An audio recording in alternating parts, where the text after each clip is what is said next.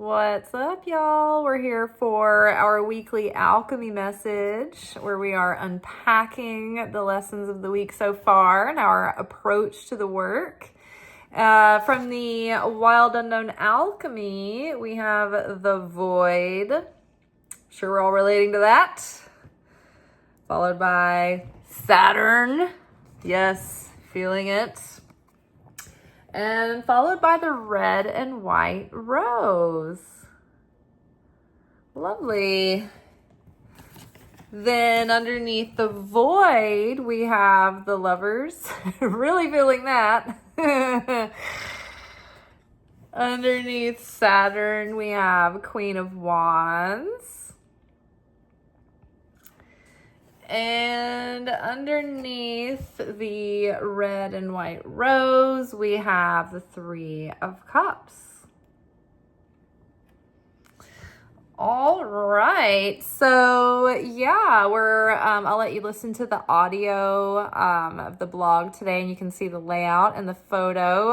But I was just going to mention, I won't be making a video tomorrow because I'm going to have a get together here for my birthday, little fire pit kind of house party hang. So I will be busy preparing for that, and I'm sure that will take all the time that I have tomorrow. So we will be back together Friday when we have a lunation. And is it a new moon, full moon? I'm like lost track right now. So it's a new moon, I believe. In Aries, Taurus on the cusp on Friday.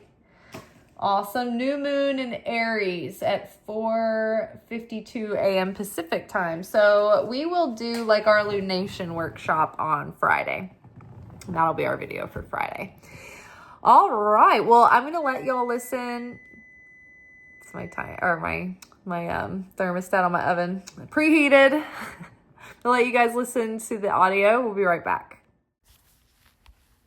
Inevitably, the journey of soul correction, healing, transformation, and creation will bring us to a phase where we have exhausted all of our efforts, and it appears that nothing we do can manifest the true fulfillment of our desire.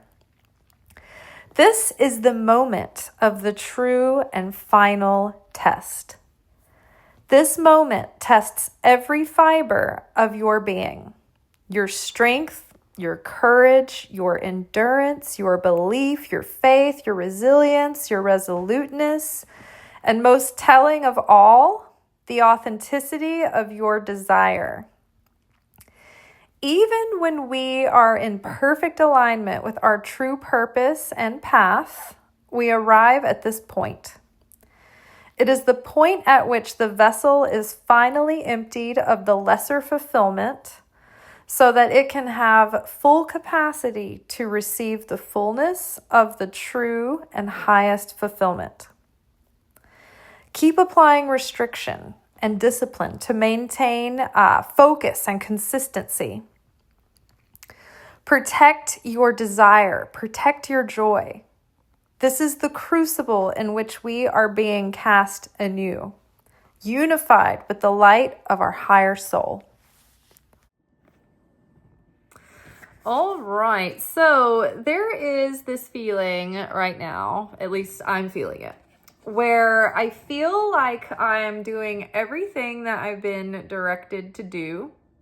As far as I can tell, like I have a good sense of discernment when I'm being urged in one direction or another. So I feel like I'm in the right place, right time, doing the right thing.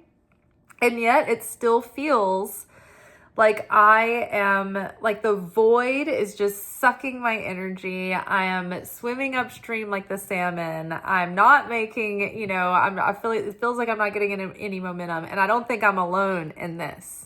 Right. And I think that part of the interesting thing here, and before I say the interesting thing that I think about related to the void.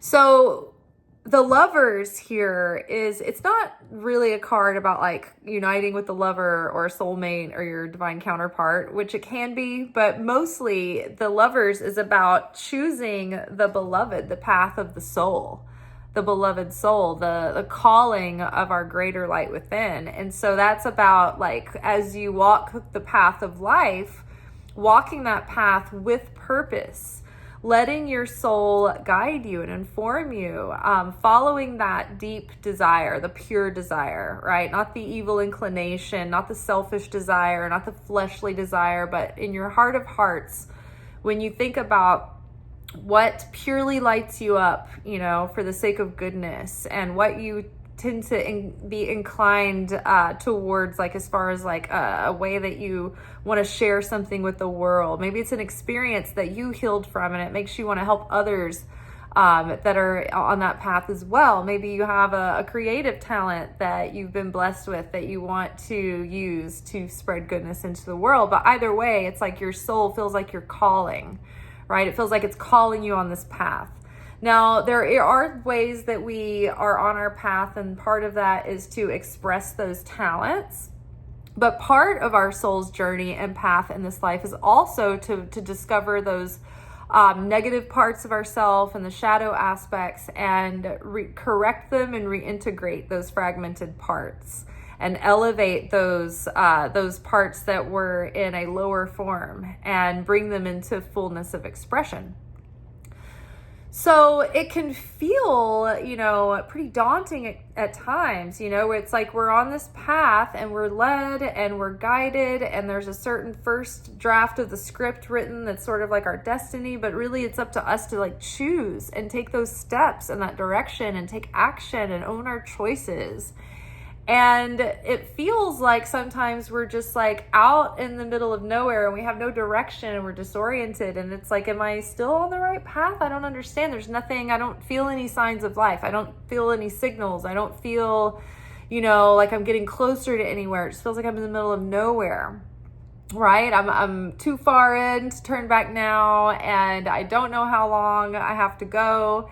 And, but you still feel like you're not off from your soul's calling. And I think that one thing that can help you distinguish that is we've been there when we feel like we're off path, right? We've all been in a situation or a period of our lives where we feel like we're not quite on the right path, or we feel like maybe a chapter is coming to a close and we're feeling called in another direction. And it's kind of a clear call because it's clear enough to be able to articulate it and resist it. Right? And then we're like, oh, should I do this thing? Should I not? Like, I can't decide. But like, there are other times when we don't have that thing that's like pulling at us. And so then we're just left in this like kind of like echo chamber, like a void or something. And we're like, am I in the right spot? And so I feel like we are in the right spot right now. And if I feel like if we are looking at this the wrong way, it can feel like we are being sucked into the void, or like this empty cavern is like opening up within us and it's just like sucking our like mood, because we're just feeling like we have this desire that's unfulfilled. And so I think what we're up against right now is the last major test before the manifestation comes through, before the fullness of the fulfillment. And so, yes, we're feeling like we're being sucked by the void, but really we are drawing down light from the void, through the void, like from the void through the endless light. Like we are up, we're working with it, right? So it's not that, and it's like being so close to it that, like, think about being close to like a black hole or something. And if you're not careful, that black hole is going to suck you into the black hole. But if you like are a wizard and you know how to like navigate the black hole, then you can like harness the energy of the black hole and you can draw that in and use it to manifest the desires through. Now the creator like takes us through 4 phases of creation. And the first phase of the creation is called a passive desire, because it's just like we get this inkling of an idea and it's very exciting and it's fun to talk about, but we haven't really committed to take full action. Second phase is like feeling like, you know what, I'm really inspired to do this. I'm going to take the bull by the horns and I'm going to go for it. And then you're like burning the midnight oil and you're really passionate about it. And, you know, it's like the beginning of a project when it's all really fun. You feel like you're in a montage from like Legally Blonde, you know, and it's all good. And that you're really giving it everything you've got, all your resources, all your desire, all your focus, all your energy, you're gung-ho, focused. But eventually you start to like kind of run out of gas. And you start to head into phase 3, where you're not getting as much fulfillment and you're not showing up like a pamphlet person with a winning attitude, giving it your all, lots of focus. And you've been doing the spiritual work, you've been taking the physical steps, you've been changing your perspective, you've been cultivating good feelings, you've been, you know, keeping your routines. Maybe you've even like faced fears and pushed yourself out of your comfort zone and done things that were unfamiliar. And maybe you were able to have like that honest confrontation that you were avoiding and told the person the truth. Or, you know, maybe you were able to be your true self finally instead of hiding behind something. Or maybe you set a boundary and you're like, okay, this is the big, like, you know, gauntlet that I got through. And now like you're waiting for the manifestation to come through, and it's just like crickets. That is called creation phase 3. And creation phase 3 is there to test our resoluteness, our desire, our certainty that the creator has a plan. And even though if it doesn't manifest in the vessel that I'm expecting it to, it's going to come through in some way. And so I think that this time is there to test our endurance, our persistence, our determination, our faith, but like the desire is a big part of it, right? Because whatever we truly desire, that's really what we're manifesting. In fact, a lot of times we have an unconscious inner conflicting desire where our conscious desire is like, oh, I want this thing. I want this relationship. I want to have this kind of income. I want to have this level of success in my company or whatever. And then in our conscious mind, we're like, I don't understand. I'm doing everything. But there's a fear, an underlying fear that we're not aware of. And the fear is greater than the desire. And the fear creates a desire to protect ourselves. So maybe we want a great relationship, but we look out in the dating world and we're afraid of all of the scary factors, or, you know, rejection, or getting involved with a person who's not who they came, you know, who seemed at first, right? You're getting involved with someone and they change who they are suddenly, and you know, you're afraid of that. Or maybe you're afraid to give up your freedom, right? And you have commitment phobias. And so that would kind of unconsciously push that, it would override the desire for the relationship.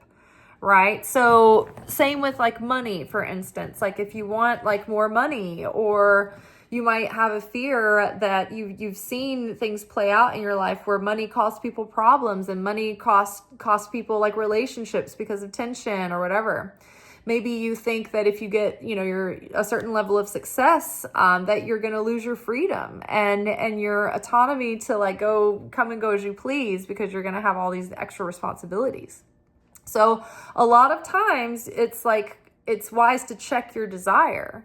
Do you have a strong and full and unfettered and authentic desire for the thing that you're pursuing? And if not, is there an unconscious conflicting desire that you can address and start to dismantle and start to sort of myth bust that desire, conflicting desire for yourself? So it's like we're near the void. We feel the effect of the void, the intensity of the energy. And it's like, it's either kind of like pulling our energy in, or we're drawing energy out. And so it takes like this conscious sovereignty of this point in the process where in creation phase 3, the key is to accept that this thing may not ever like come into the fulfillment that we imagine it will, right? But it somehow, like, the fulfillment will come and something will manifest, maybe in a way that's greater than I could have imagined or planned, right? But once you give up on the fact, like, for instance, it's hard to explain it without an example.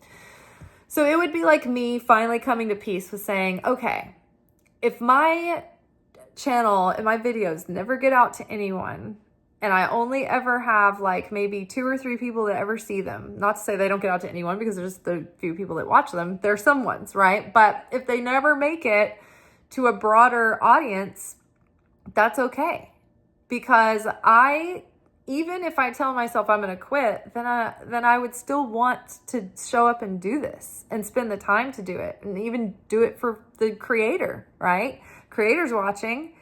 And so it's coming to the resoluteness that nothing is going to stop you, and that you're going to show up whether you're a failure or not. You're just going to keep doing it because you can't not do it.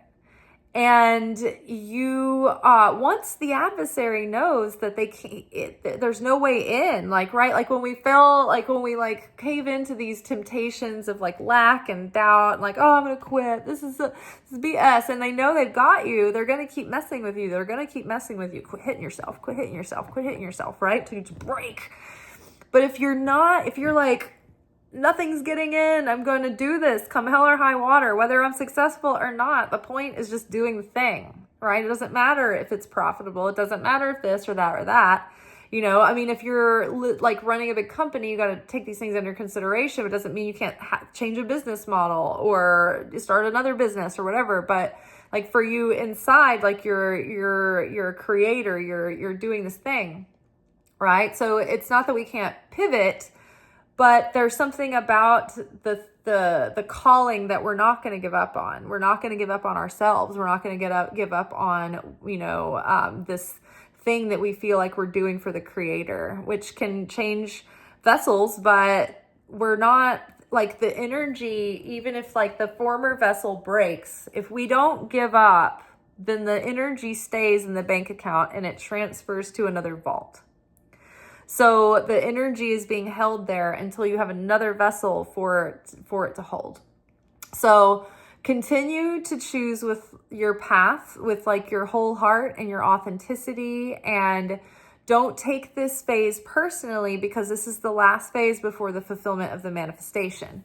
Now, I think that the purpose, and it hit me today during the reading, the purpose of this phase is to empty out our vessel. Imagine that you're looking at a big vase full of water, and say the water that's in the vase is already taking up all the volume of the vase. So the vase can't hold anymore, but the water is kind of stagnant. It's a lesser light, right? We're getting satisfaction and fulfillment off of this not as good version of the thing as it could be. So during this void period where we're like, why is anything happening? Why, it's driving me crazy. That is a phase that is emptying the vessel of all the lesser fulfillment that's taking up the space. And so the more empty the vessel, the greater the desire is to fill that vessel again. Except this time the vessel will have full capacity to receive the fullness of the higher fulfillment, the higher light that wants to come in. The greater version of the thing, the next level, right? Which brings us to Queen of Wands, greater light, and Saturn. We love Saturn. So Saturn is here to remind us that time is of the essence, and we need to respect that. We need to do our good works while it is still day. Like in film, we'd say we're burning daylight. Jesus kind of brought that up too many times, except in a metaphysical way. Allergies, itchy nose. Then there's like post-nasal drip, and then you're like, oh my God, we're in the middle of recording. I need to deal with this. Okay, so Saturn though, so it's very easy right now to feel overwhelmed with the world, so much emotion going on, and then also feel like just resigning ourselves to despair. That's the thing though, when we were saying that the light gets transferred, if you give up on yourself and you completely fall in despair and you give up and you don't believe the thing anymore, that's when the light gets spilled out and wasted. But if you don't give up on yourself and you hold on, it will transfer, right? So despair is the only way you can really go bankrupt on that light that you put in that effort for. So even though we're feeling like we've taken the beating, we're tired, we're feeling the malaise, we're feeling rebellious, like I want to quit, I'm going to quit, I promise I'm going to quit, I'm really going to do it this time. It's like the moment we think we give ourselves permission to do that, we're like, I don't really want to do that. So now what do? How do we get this light? How do we step up into those shoes and actually bring in the fulfillment, the real fulfillment? Because you can manifest something and it won't be fulfilling. It'll slip through your fingers. You won't be able to sustain it. It'll create some kind of bread of shame or chaos, right? So you want to manifest something in a way that it can be sustainable and truly fulfilling and add goodness, not just to your life, but spill out and become good for others as well. So getting our enthusiasm back and our energy back and our passion and our determination, and remembering that we're capable of juggling a lot. We're capable of handling a lot. And, that's who the Queen of Wands is. She's charismatic. She's warm. She is able to maintain joy and celebration, but also get the job done. She can juggle a lot at the same time. So we need discipline, though, to do that. And we need consistency and routine. It doesn't mean that we have to be workaholics and pile everything on and hustle culture and whatever, like all of those really violent business terms are about running yourself into an early grave. We don't need to do that.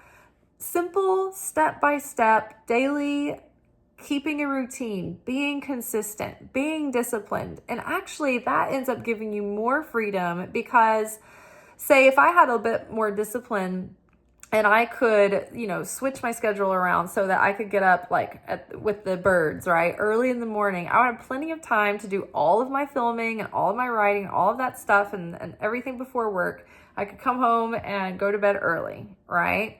And that would give me more time, right? If I were a little bit more focused during my work increments and, a bit more disciplined in that way, and I was consistent with that routine every day, I would be so much more productive.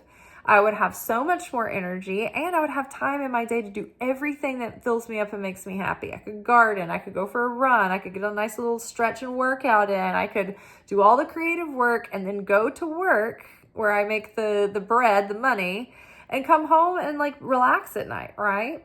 And that, a lot of times we think, oh, discipline, it takes my freedom, but actually it gives you more freedom, more structure. That's what Saturn is. It comes from the realm of Binah, which is the opposite. It's the supernal feminine, which is opposite from the supernal masculine. The supernal masculine is the first burst of masculine dynamism that is sort of separated and identifiable from the all that is endless light. So first it becomes the masculine energy that's unadulterated. It's like splitting open an atom. It has no structure. It's just pure energy going everywhere, all over the place, chaos.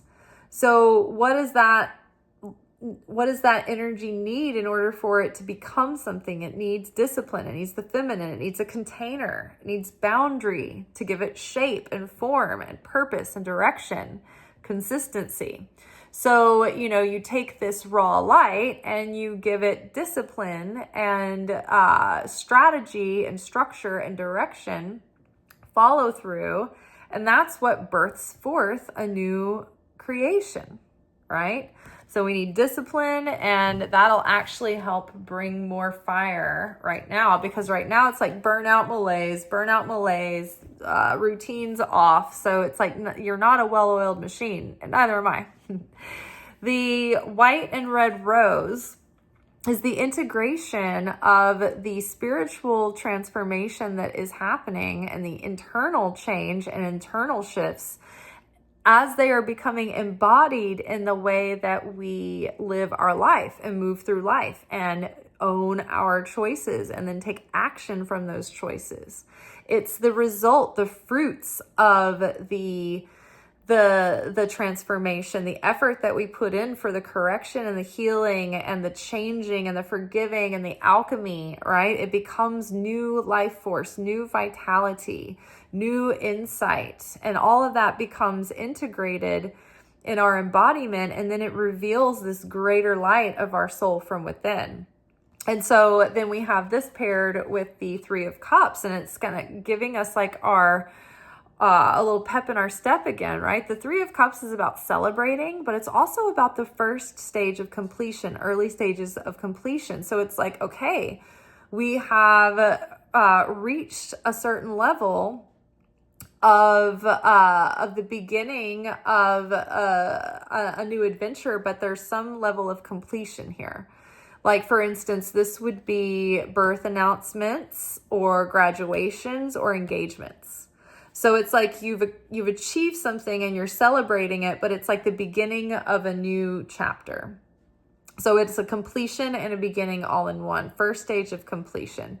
So Three of Cups is about celebrating. A lot of the themes lately have been encouraging us to hold on to our joy and protect our capacity to celebrate. And this week, I was almost, not going to have my birthday gathering tomorrow because I was just like, tired and run thin and just like all the things and in a malaise and in depression and like, all the things in the world. And I'm like, oh my God, if anything, we should be partying right now. Everybody get your ball gowns on. What are we doing? If this is it, sometimes I'm just like the news stories are like something out of satire. Today, Aaron Parnas, one of his news updates was that Russia was threatening Ukraine with nuclear attacks in space, attacking their space satellites. And I'm like, dear God, our concerns have now raised to galactic nuclear blasts. When are the dinosaurs coming? I'm just cue the dinosaurs. Give us something whimsical to survive, please. When are the aliens coming? Were they supposed to come intervene? They help us. Come on. Aliens. So there's, I think a new level of joy and vitality coming back and, something celebrate, this level that you've just achieved and where you're arriving at. And it's the beginning of a new chapter. New things are coming. But it's been a long journey and a long time coming up till now. So we can't get too tired now, because we're so close to the finish line, right? And that can feel like it's never coming if we've already been working on something for years. And say maybe the finish line is a year or a year and a half from now. But in the grand scheme of things, it's like, oh, you're so close, but you've got to keep up that momentum and not give up in the meantime. And so I think that Spirit and the heavenly hosts are sending us signals and sending us encouragement.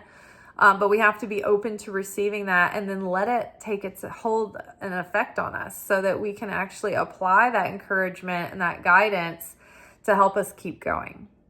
Now, I thought this was interesting. So today I was kind of running behind in my day in the things I wanted to do during the day. But I had this idea for a video that I wanted to make for my other platform, The Elizabeth Rose. And it was just thoughts on, creative burnout and feeling like that, you're so close to quitting and all that. And I was even talking about it last night in the Manifestation Oracle message. And there was a lot of guidance that came through today. And in last night's video, I was talking about how the owls were so loud last night that I thought they were on my front porch. I opened the door expecting them to be there. And they were squawking in a triangular formation around my house after I was ranting and raving and just threatening the Creator that I was going to quit. I'm about to quit. And they were like, rah, rah, rah, and they can be a warning of death, right? So I'm I don't necessarily take it as a literal death rattle like the wailing banshee woman or anything every time, but I know that sometimes they're warning of a death of a cycle or death of a phase or darkness and negativity bringing on the judgment of death into a situation, right? So I heeded their warning and I was like, okay, they clearly were trying to stop me from that train of thought that I was on, that train. So I woke up this morning and I was kind of thinking about it again, and I was kind of getting on, a little rant to myself, and I went outside to take my recycling out, and the owls hooted again at me when I walked out in the morning. And I was like, I hear you. I looked up, I was like, okay, I'm listening. I heard I got the message. And that was it. No more peeps out of them. And I went outside in my backyard by the fire pit, and I sat and I had my coffee and I did my prayers, and I was sitting out there for a long time, and I never heard any more owls. And as I was sitting out by the fire pit, after I did my daily Zohar reading, I just had this striking insight related to all of that. And I made about a 5 to 8, I think an 8-minute video, just sitting there talking to camera in the backyard. And I was like, this is perfect for the other channel, Elizabeth Taylor, or the Elizabeth Rose. And so I posted that video. So I encourage you to go watch it. It's great. I thought it was really, some really valuable insights, and, really great, illustrations that creator was showing me that made a lot of sense. And it was really, endearing and exciting and encouraging. But if you can't find, if the Elizabeth Rose, at the Elizabeth Rose doesn't come up because it's such a new channel, you can actually go to my Light, Love, Magic channel, this channel, go to the community tab or the posts tab. I think maybe they changed it and it's just posts tab, but it's whatever shows the feed of everything that you're posting. And the other day I shared a video from the Elizabeth Rose. It was called Metaphor and Prophecy and Metaphor. And you can follow that video over to the new channel and see this one. And this one was the thumbnail looks like it's darker and it says Creative Burnout. And the title of the video is I Almost Quit, but then I heard this. So I would go watch that. I think it's really, really great. If you are interested in following the new channel, if you're going to participate, if you're going to react to it in any way, that'd be great. If you're not really that interested, don't follow it, to be nice, because at this point I'm trying to start fresh with a new algorithm. And I've had a lot of problem with just people who know me that follow my other brand, this brand, and they're not really that interested in the content, so they don't interact with it, and they just kind of scroll on by, or they watch it, but they don't press they don't comment. So the algorithm thinks that it's not good content, and so I haven't had any reach in almost 10 years of my Instagram platform, 5 years on this channel. The other video is almost got as many views as any of these do.